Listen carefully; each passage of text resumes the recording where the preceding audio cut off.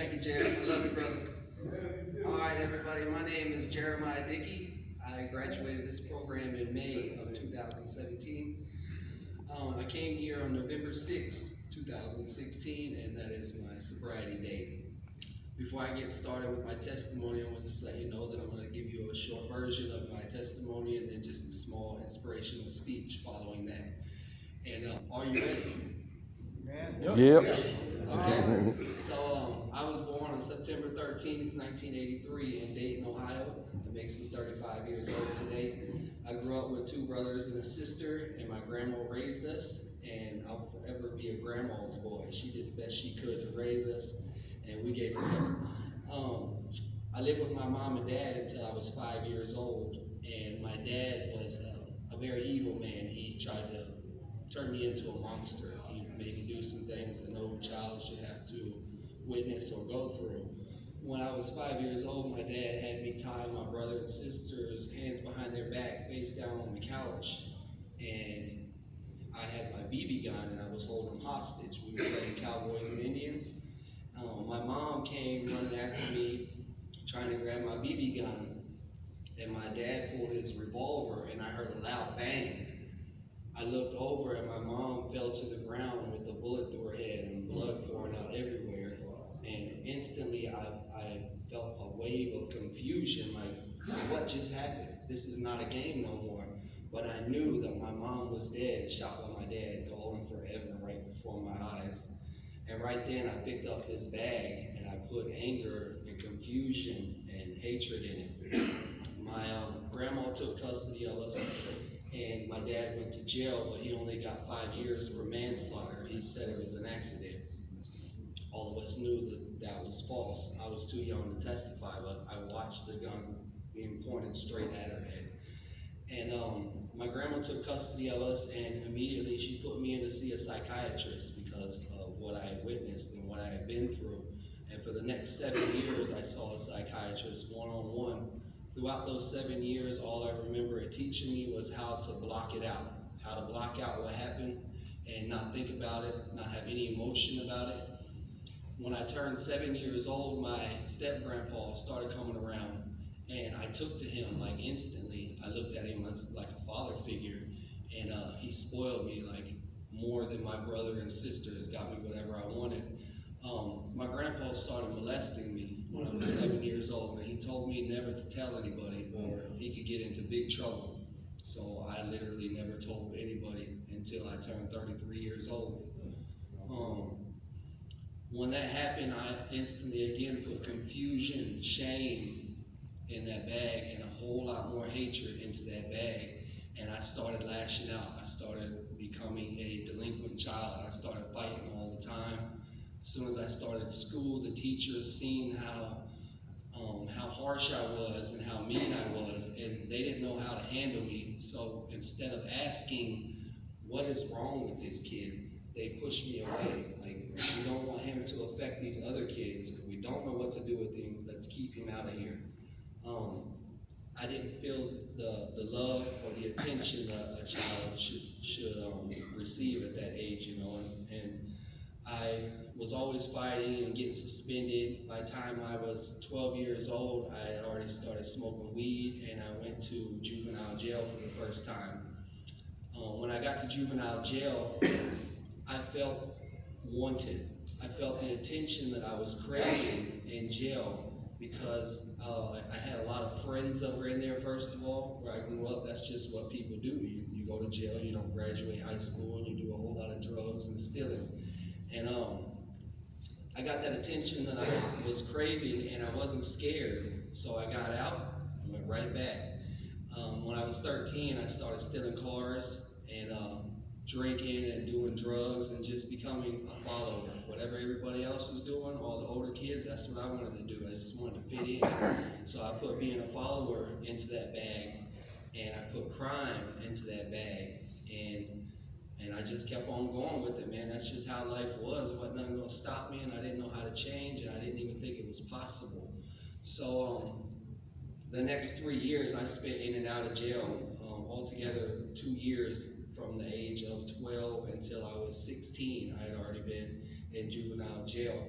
And that was like a second home for me, man. If I wasn't in jail, I just knew I was gonna go right back because nothing was keeping me away from there. I wasn't changing anything, and like I said, I just felt more comfortable there. So when I was 16, I got into a high-speed chase with my best friend at the time. He was supposed to be the one driving the car, but he was too messed up on drugs, and I was on parole for Grand Theft Auto. So I wasn't doing drugs, but I was drinking. He was not in a driving condition, so I told him, I'll drive this time, you get the next 2 times. Deal. We get into a high-speed chase, and we're going down this hill and jumping, like getting up in the air, trying to get away from the cops. And we get in a wreck, we get in this terrible wreck, bouncing back and forth across from car to car. I wake up with all the windows busted out and over the steering wheel, and my friend was gone. And I tried to get out the door, all the doors were busted in, I had to jump out the window and run. As soon as I jumped down, my eyeball almost popped out, and my ear was hanging on by a thread of skin. I had to run and hold my eyeball in and hold my ear on. And I ran home. My grandma took me to the hospital because I had to get my ear sewed back on, my eyeball put back in my head. And the cops were waiting on someone to come in all messed up. Well, I was a known car thief, and they knew, like, this is who we're waiting on. I get there, and they take me to the room, and they start questioning me, asking all these questions. My grandma was telling them, like, no, leave him alone, get out of here, get out of here. They grab my grandma by the arm and take her out of the room and continue to question me, continue to ask stuff. The next day, they take me to juvenile jail, of course, and I find out 2 days later that my best friend at the time died from that car wreck. And immediately I felt so much guilt and shame again that I put in that bag. And I was facing juvenile life for vehicular manslaughter, Grand Theft Auto, and a whole handful of other charges. I prepared myself mentally to do that, juvenile life plus 2 years. I was 16 at the time, and I go to court. It's almost been a year at this point. I go to court, and the judge says, case dismissed. And I didn't understand. I asked, like, what are you talking about? So I get to go home. They said, yeah, there was a problem with those officers taking my grandma out of the hospital room. You're not allowed to question a juvenile without a parent guardian or without a probation officer or anything. All evidence had to be dismissed and case dismissed. So I felt so guilty and haunted that I wanted to cover up those feelings with anything that I possibly could, and I turned to more hardcore drugs, even more, and I didn't change anything. When I turned 18, I went to the men's prison, county jail 9 times in 6 months, first 6 months of being 18, and beat 3 felonies. On that 3rd one, I got out and realized, what am I doing? Like, I'm about to be locked up for a long time if I don't do something different. So I called that same grandpa that molested me when I was a child. He lived in Florida, and I took advantage of him financially. I felt like he owed me, you know, and that was my way out. So I called him, and I moved to Florida, and I told myself I'm gonna change 3 things. I'm gonna stop committing crimes, I'm gonna get a job and be responsible, whatever that is, and I'm gonna get with one girl and try to have one girl. And upon living there, and then within the first 2 years, I accomplished all 3 of those. All 3 of those things, and had my own apartment, wasn't doing crime, but I turned to alcohol even more. Like every single day, I go to work, I come home, I drink. Go to work, come home, and drink. It was just my daily routine, you know, drink till I pass out. So when I was a kid, that psychiatrist taught me how to block those things out, those feelings and emotions out, and not think about it. When I turned to be a teenager, I turned to crime and being a follower to block those feelings and emotions out and not think about it. When I became an adult, I turned to alcohol and drugs to block those things, those feelings and emotions out and not think about it. And I had my first child when I was 21. Me and the girl that I got with when I moved there became my kid's mother, and we got married. I had another baby the year after that, and I'm working and I'm learning a trade. I'm learning carpentry. I was told without education, like I dropped out in 9th grade, I needed to use my hands to make money. So I learned carpentry and I absorbed it as much as I could really fast. I moved up and was a really quick learner on that. When I was 26, we had our third and final kid, Jacob, and it was soon after that when I realized I might have an alcohol problem. And when I was 28, I started trying to stop drinking, like whatever that means to stop. I wasn't convinced that it was a problem yet though, until I couldn't stop. And I started going to detoxes, and then I started going to rehabs. And the arguing and fighting with my kid's mother just intensified so strong, like every day, because she realized that I have a problem now. And I realized I should probably never even freaking said nothing to her, like just do what I was doing. But that was all part of the story though. So a little bit of time goes on, let's say 2 years, I'm 31, and we were arguing and fighting so bad, I told her we needed a break from our marriage. I went back to Ohio to Dayton, where I'm from, to be with my sisters, and met up with my childhood best friend, Tommy. We grew up across the street from each other, and we went out partying. Tommy and these girls introduced me to meth, the crystal meth, and I did it for the first and only time in my life. And I was so drunk, and I was on pills, pain pills, and I was in such a blacked out state of mind that I didn't even know where I was at or what was going on. And I realized my friend Tommy's been missing for like an hour. I get up to go looking for him, and he comes walking out of the bathroom, and I'm yelling and joking with him, and he falls to the ground. I roll him over, and he's got a needle in his arm. He had shot up heroin and OD. So I throw him up in the truck, try to do CPR, throw him in the truck, and rush him to the hospital. And I'm talking to him and joking the whole time, and hearing him breathe just slightly. And I get him there, and they tell me that he's DOA, he's dead on arrival, that I've been talking to a ghost the whole time. I've been talking to a dead man the whole time. And man, I immediately felt haunted. I just felt like everyone close to me dies, and not only dies, but they die right in front of me. And I was just so suicidal at that time. I did not care to live anymore. I didn't want to go back to my family and risk seeing them die in front of me also.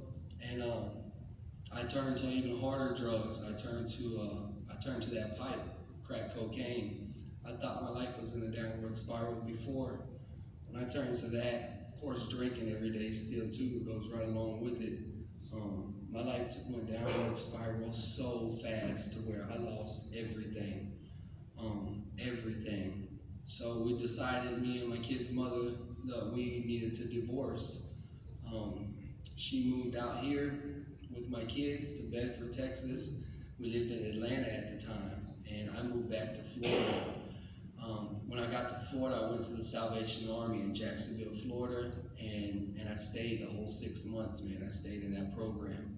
The only problem was I was hearing what they were saying, but I wasn't really listening. I wasn't applying anything that they said to my life. I was happy enough just being sober for 6 months and thought that would work. And that was wrong, man. I was so wrong thinking that. So I complete the program, move out, stay in this sober living house. Within 1 month, I fell flat on my face. I started drinking again, only now I don't have a wife, I don't have no kids, I don't have nobody to tell me what I can and can't do, no responsibilities. I turned back to crack cocaine again and started selling it. I had these girls going out and making money for me, coming back, and that's what I pay them with, was drugs. And I go to this store with my guard down, with all this money on me, and I had my guard down, and I had no weapon on me. I walk out of the store, and these two guys, they jump me, they start hitting me with a pole over the head. They stabbed me in the back twice, broke my jaw in 4 different places, and it was wired shut and left me for dead. I woke up in the hospital, and they told me, like, you almost died, and not only that, you have pancreatitis, and you have 3 years to live if you don't stop drinking. And I looked at them, and I kind of smiled, like, man, get out of here. I'm only 32 years old. They said, you'll be 34 and the youngest we've ever buried due to alcoholism if you don't stop drinking. We're serious. I didn't stop, though. Like, I wasn't ready still. After all that, I still wasn't ready. I went on for another year, and it came to a point where I've embedded this memory in my head, this vivid memory in my head that is a reminder anytime I feel like, anytime I feel an urge coming on, or obsession, let's say, because believe it or not, they are still there at times. I was walking down downtown Jacksonville with a recycling bin and one duffel bag of clothes in it, looking for a homeless shelter to stay at. Almost just died, in and out of the hospital with that pancreatitis, knowing I have 1 year left to live now. Like, if I don't stop, what am I doing? I have nobody, I have nothing. I'm looking for a homeless shelter to go to, and I find one. The next morning I woke up and I called my kid's mother out here, and I told her I think I need to go get back into rehab and get serious. I'm gonna call the Dallas Salvation Army and get serious this time and be back in my kid's life. Being away from my kids for that 1.5 years was the most depressing thing I've ever been through in my whole life, man. My kids meant the world to me. Like, that was my purpose in life. I never had that growing up, and that's what I always wanted. So she agreed. She said, I think you need to. Don't come out here starting no crap, though. So I'm like, all right. I'll tell you right now, though, the biggest thing I feared coming here to Texas was the prison system. Because I don't know if y'all know, but people in other states look at Texas prisons like you do not want to go there. You will get stuck and you will never get out of that place. They will kill you. I was so scared of that. And coming out here not knowing what I'm getting into with my kid's mother and her husband, like I have nobody out here, but it was worth it. It was worth that chance. So I called out here, I talked to JJ. That man talked to me for like 20 minutes and convinced me this is where I need to be. I got on the Greyhound, came here, and man, I hit the ground running. I started going to these AA meetings they offer here. I got involved with this program, Bridges to Life. I got my counselor, Ms. Terry Kennard. She told me about this guy, Jim, that runs Bridges to Life. And his dad killed his mom too, and he forgave him. And I looked at her like, what the hell is wrong with him? Why would he do that? Like, who does that? But I want to meet this guy. Like, I need to know why he did that. So I signed up for Bridges to Life, and I took that program, man, and that taught me so much. Like, it taught me so much about forgiveness, about being accountable, being responsible, making amends, and at the same time working the 12 steps of AA, going to Bible studies, everything they have to offer here. I stayed involved with that and stayed busy. And I began to get a little bit more honest with myself. My sponsor told me, if you want to get honest, try this. Every time you tell a lie, tell on yourself. Right there, just stop and say, I just lied. He said, it's going to make you feel so stupid that it's going to make you stop lying if that's what you want to do. So that's what I did. And man, I'm telling you what, like every other sentence I would tell a lie, and I felt so stupid. Like I couldn't even talk, man. I just didn't even want to say nothing because I was such a liar. After a few months though, I realized that I could do this. Like, I might still lie a little bit, but it ain't like intentional all the time. So I realized I can do that, and that gave me some hope, man. That was the first beginner piece of hope 2 months after being here was I can really be honest, and that's a start for me.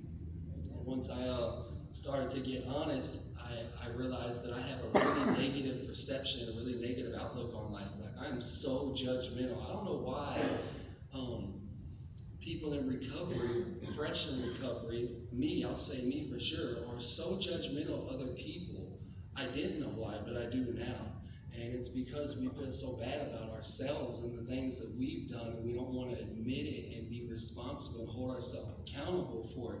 So when I realize that I have that negative outlook, I'm going to try to turn that to positive. When I meet a new person, instead of having a negative thought, because they are going to come, I'm going to flip that and I'm going to find something positive about that person.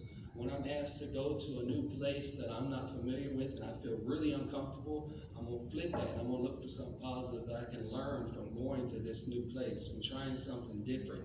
And I began to practice that. And that took a little bit of time, but after about a month, I realized I'm not only honest now, I got a new positive outlook on life. Imagine that. After that, I realized that I don't love myself still though, and I had to get honest with myself and ask, like, how does a man do that? To me, that was just some gay cliche thing that people say. You gotta love yourself. Well, that's something women do or something, not us men. But no, that is real, man. Like, we really gotta love ourselves, and if we don't, we gotta be honest and find a way how to, and realize that we are worthy of being loved. For me, when I realized that God loves me so much, my kids love me so much as I put them through, why can't I love myself? And I began to work on that. I began to read scriptures and do these studies. I began to pray, and I began to really look in that mirror upstairs in that bathroom and look at myself and say, I love myself. And like, it felt so fake, man, and it was. But eventually, like, I really could feel that. Like, I mean, other people can, why can't I? Like, I got a good heart. Like, I ain't that bad of a person. I messed up a lot, but I'm not a terrible, terrible person, you know. So after I began to love myself, that brought joy to my heart. This word joy that you hear people talking about, for me, I didn't know what that was. I didn't know what it was. It sounded really good. But when I realized, one night I was upstairs praying, and I'm telling myself, like, man, I've been here almost 6 months now. I'm about to graduate. I have quit drinking. I quit smoking cigarettes. I quit all medications that I was on for PTSD, depression, anxiety, and mood disorder. I quit all of those things, and then I even quit drinking coffee, because I said I'm not going to put anything that's mood or mind altering into my body, and I'm going to do it because I know I can. 5.5 months in, when I realized that I have an honest heart now, I have a new positive outlook on life, that I love myself, and that I quit all those addicting things that I used to do, I experienced joy for the first time. And that joy come flooding over me, man, and it opened up a new door for me. It told me, like, I need to share this with other people. I need to share this joy. This is not something I can just keep for myself. So I started going with Bridges to Life. Graduation's done happened now, 6 months being here. I go into the prison system with Bridges to Life while I'm still here. They hired me to run the warehouse and stuff. I stayed here working, doing that for 3 months. Moved out, and I'm going into them same prisons in Texas that I was so scared of. Coming here to share hope, to share what God has done in my life, and that He can do it for anybody if He can do it for me. Say it. And God has turned my mess into a great message of hope that I am sharing.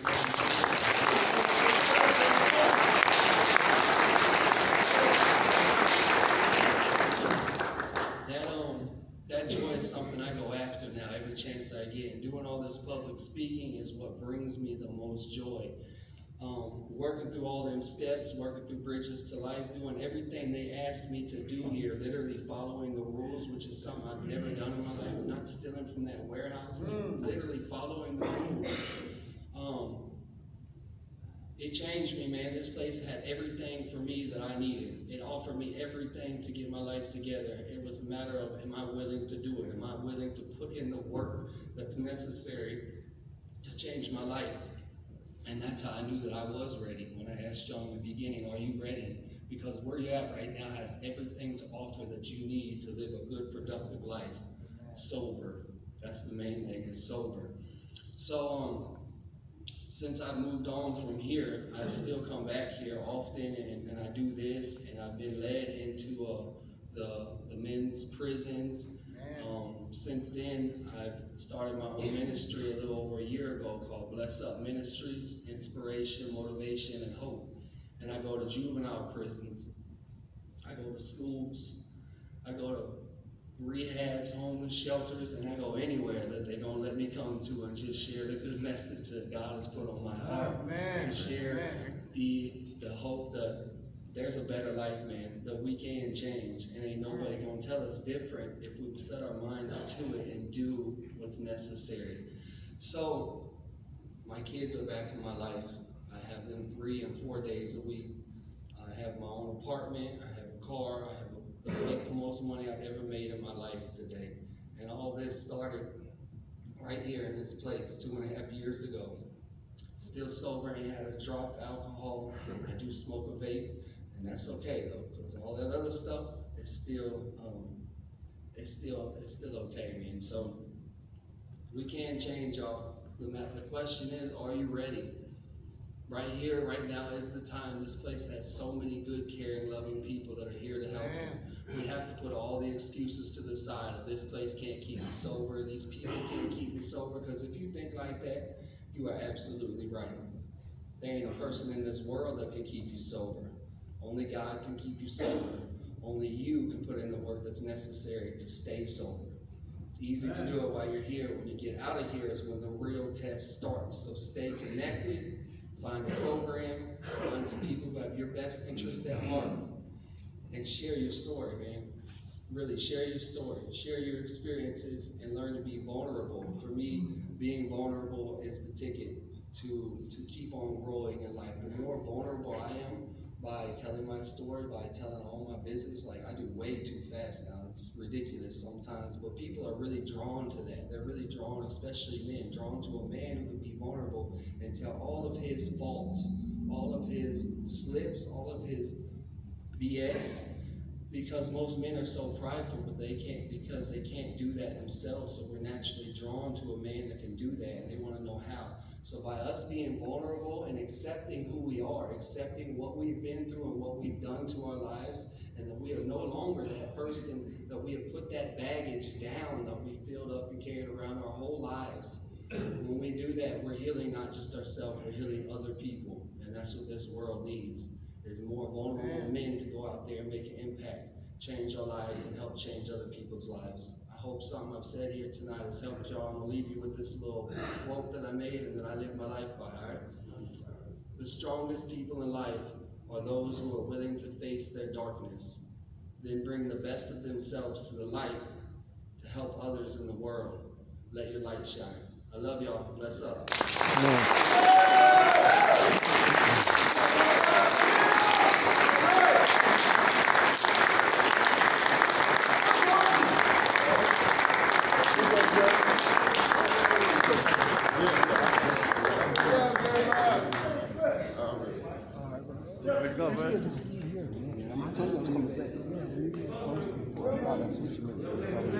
I was really happy to see that too. Give me a thumbs up.